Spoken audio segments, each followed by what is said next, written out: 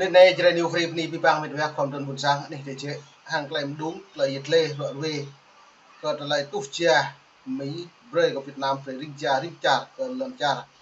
càng hàng lại cái cao tập hiện nó như dập lại dọn như yếu kết quả siêu kết quả này là như yếu đàm phán thuế quan Việt Mỹ nó từ lại đàm phán thuế quan của Việt Mỹ này hiếm bạn đã bổ nó từ lại này mình bread màu lang bởi màu video là dịch lệ từ lại chiến lược tổng thống Donald Trump như mạng đảng Cộng sản Việt Nam là thằng chiến lược đảng Cộng sản Việt Nam hiếm bạn như ứng xử về hàng lại giữ nơi đấy còn từ lại sự mẹ lên trong tổng thống Trump mượn nhớ mất bởi đã hiếm bạn hàng hóa một điểm nào nên mình bảo nên dùng lao còn mày đã này lại mày gọi về lao nên mày phải xem lang video để cho còn mày lại chun về cái rim cho đã buồn sáng nó bộc nhiên thầu bạc lại hàng lấy rộng mạng một điểm năm chưa cất mấy hàng lại rằng bộ dấu bằng đòn màu lùm nữa rồi nhớ phải quản tạo xong như bộ dấu lên từ như nào đàm phán hàng Việt Nam chưa chứ bảy cất lại Việt Nam đang kèmกับbạc cả đi tổng nó bá chưa bảy mấy kèng Việt Nam nhận biết đội ấy mở đi lần Trung Quốc nên mày phải xem trang biện lời video tổng thống Donald Trump là như thế này. I was saved by God to make America great again. Kính thưa quý vị, trong khi cả thế giới vẫn đang quay cuồng ứng phó với làn sóng thuế quan bất ngờ và khắc nghiệt của chính quyền Hoa Kỳ, thì Việt Nam lại là một trong số ít những quốc gia được mời ngồi vào bàn đàm phán sớm nhất. Đây không phải là một vị trí đến từ sự yêu ái, càng không phải là phần thưởng từ sự chân thành ngoại giao, mà là kết quả của một quá trình chuẩn bị bền bỉ, âm thầm nhưng vô cùng quyết liệt. Vào ngày 7 tháng 5 vừa qua, đánh dấu phiên đầu tiên của chuỗi đàm phán thương mại song phương Việt Mỹ, chính là cột mốc hiện rõ nhất sự chủ động, bản lĩnh và tầm vóc của Việt Nam trên bàn cờ kinh tế toàn cầu. Nó đến từ lời đã bộ hòa cờ pro mạng lên từng âm thầm bên Mỹ như eo cờ là next rẽ càng mạng pro tổng thống Donald Trump hàng Việt Nam hiếm bạn đã bục vất cớ bộ ngoại giao mấy bạn Việt Nam sẽ mất cờ lại thúc đẩy Việt Nam về những clip lên từng cờ là hiếm bảy chiến lược về càng một là đập nàng hòa giải cờ là màu xích mít màu lào đi lên từng hiếm bạn đảng Cộng sản Việt Nam tại bộ hiếu cất rằng càng plei hiếu đã lưu cái tập bằng lại phiền mà anh đi chặt nhau ở đảng Cộng hòa ở bình giật hay ngoại tập pol thế nhủ chẳng plei cái đảng bộ tùy đội giá đảng Cộng sản Việt Nam nhiều một học plei ôm bằng lại phiền lên bộ tùy cướp ú cái đảng buồn sáng lên từng những bạn Mỹ càng lưu ý hàng lại rẻ lên quy bỏ thì nhiều những bạn như chị giờ nó hàng này là bởi lo nên ta cả một thâu rẻ Mỹ chẳng mạng Việt Nam nên Việt Nam hàng này là nhiều thuộc đi lên tổ rung bờ đấy nhưng bây cật lại trúc một điểm năm lên trường lại có tạo thay quan này lại thay quan là bây giờ riêng đặc biệt của Việt Nam còn lưu trà đồng quản chưa cất đặc biệt Việt Nam rằng tuy nhỏ đàm phán cập rộng lấy thay quan này cất quyền lợi rồi bờ đa Việt Nam bây giờ thân tưởng cỡ thế giới vô lại ô ta bảo còn ô Việt Nam chỉ một đất nước nhỏ nhoi dần vẻ xăm mở rằng tôi yêu xem cái nhố kèm lấy đâm phát lên này xăm một đích mưu kế tôi nhiều một niệm năm ta sẽ một vài nó bởi vì sẵn tăng phấn đi cái vấn đề này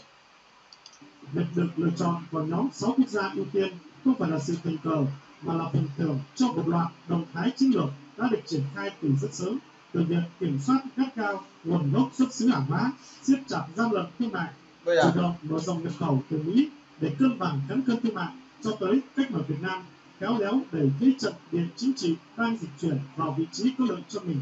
Kể từ sau phiên đàm phán đầu tiên, trên mạng xã hội đã đưa ra nhiều tin đồn rằng Việt Nam không những đã tránh được mức thuế kịch trần 46% mà Mỹ từng cảnh báo, mà còn đang mở ra cơ hội lớn để đàm phán giảm thuế về ngưỡng 22 đến 28%, một mức thuế có thể mang tính sống còn đối với hàng loạt ngành xuất khẩu chủ lực. Có những người thậm chí còn kỳ vọng rằng Việt Nam có thể tiến xa hơn, đàm phán để trở lại mức thuế suất 0% như những gì mà Tổng Bí thư Tô Lâm từng nói chuyện trong cuộc điện đàm với Tổng thống Mỹ Donald Trump. Thế nhưng kết quả thực sự của phiên đầu tiên đàm phán thuế quan về Mỹ liệu có giống như những thông tin đang lan truyền, và mức thuế 0% mà Tổng Bí thư Tô Lâm kỳ vọng liệu có trở thành hiện thực, và quan trọng hơn là sau phiên đàm phán đầu tiên này, Việt Nam đang làm những gì để thúc đẩy, hỗ trợ những phiên đàm phán tiếp theo? Ok, tôi hướng tổ lâm nhiều càng thuế trôn viên nó 6%, tôi lấy vừa hiếm bạ lệ, ta bu cái lấy thuộc chia, cái lấy tuân nọ cái này, nên như càng phòng nách ép rẻ vừa hiếm bấy từ đây, nhiều thực thi, nhiều tôi biết cái trùm hạt rẻ lấy trả mấy nhiều mầm trôn, lấy từng Việt Nam nhiều chế độ vừa cái này, tôi đã Việt Nam nhiều một nhìn nào cái lấy hiện cái nhiều vi bom xe đạp đúng không, cái lấy Việt Nam có một quyền lợi, tôi hiểu rẻ của nước Mỹ. Dan lum nuôi của mình Việt Nam là lao trời đang pap như ada làm chặt Việt Nam như thế nào sam tlay cái nắp sam nhiều bộ đỡ đạt sao có chặt như thế nào nhục ly bằng rõ mát nhục ly bằng tay phiền càng chịu chùm lum nồng nọ cái nhiều càng bồi yếu vừa đỡ đạt nhiều cái nắp mơ nhiều một thập tiêu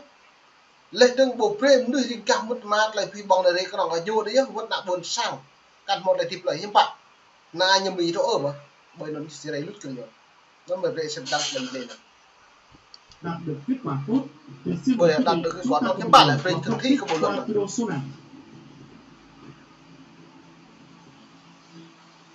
đàm phán thuế quan của Mỹ này.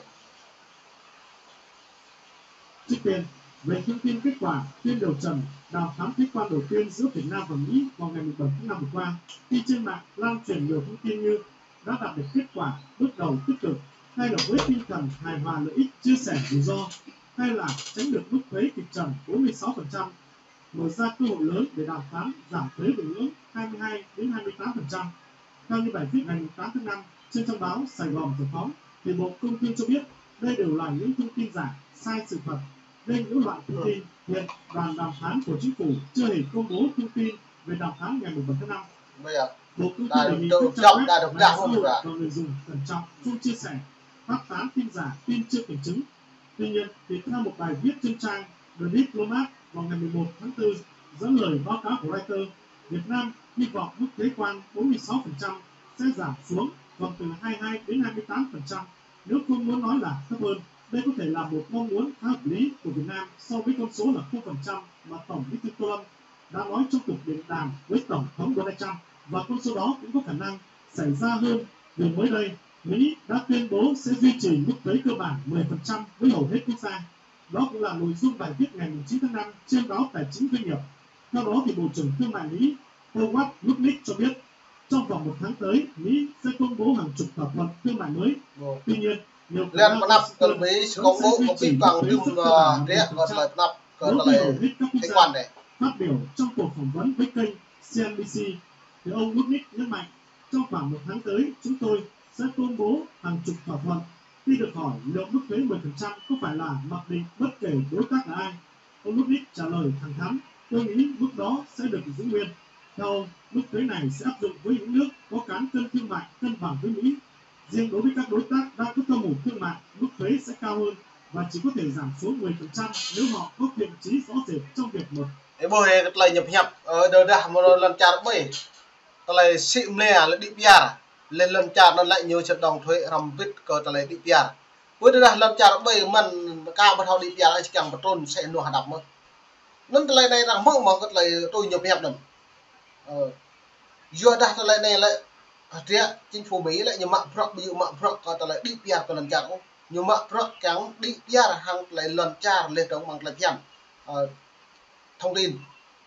để toàn cầu nên Mỹ nhưng mà proc rim trả lên đi bia lần tôi lần trả bằng toàn thế giới là hướng nhất Trung Quốc ấy, lại đi bia lại sim nè trầm cái nào nhất tốt proc là hàng tỷ hàng nghìn đô hàng nghìn tỷ đô năm biết còn lại đi bia xong vô kết lại Mỹ ăn áp thuế tạo lô cái đồn đồng càng cầm vấn còn trả Trung Quốc với Việt Nam tôi nhập nhập đại bộ Việt Nam như lệ càng ta lấy lần trả 7 lại đi tiền tầm ngàn đồng tự hàng lần trả Mỹ nó cái từ đồng phải trọng với lần trả lắc cái những chữ là vì bóng đến một họ đi tiền ôn là nó càng từ tổ chia biệt nhưng bạn như một lần như buộc cả giờ lại phiên Mỹ lại như mạng proc trắng lấy kể cả dần dào tự do thông tin tự do báo chí còn bằng luật là thương mại tự do này tức là những bộ thực hiện các bộ luật thương mại tự do này là hiện tại như tùy chẳng lại đi tiền này giờ nó hàng này Mỹ là mạng hàng này cái cả nên là về xem đăng lấy mũi này đúng không ạ ở cửa thị trường và đạt tới quan hệ thương mại công bằng và cân bằng. Nếu họ thực sự mở cửa thị trường, thể hiện thiện chí và tuyên bố chúng tôi muốn hướng tới thương mại công bằng với Mỹ, thì mức thấp nhất họ có thể đạt được là 10%, nhưng khả năng phần lớn sẽ cao hơn con số đó. Ông nhấn mạnh. Giờ nên mua này là ông chừng mua này một hôm nít bật vào phần này bị bang mình không thôn buồn sang một lệnh hình được mình đặt cặp với mùng có thể lấy đàm phán thế quan Mỹ Việt này có lấy về lần trả đông nam Á cả đi chẳng Mỹ đi chúng ta xem rằng tức là tu bật hiếm bầy cơ triệt tổng thống Donald Trump như xử lý cái tình huống cái đảng cộng sản Việt Nam này đi buồn sang gặp xem rằng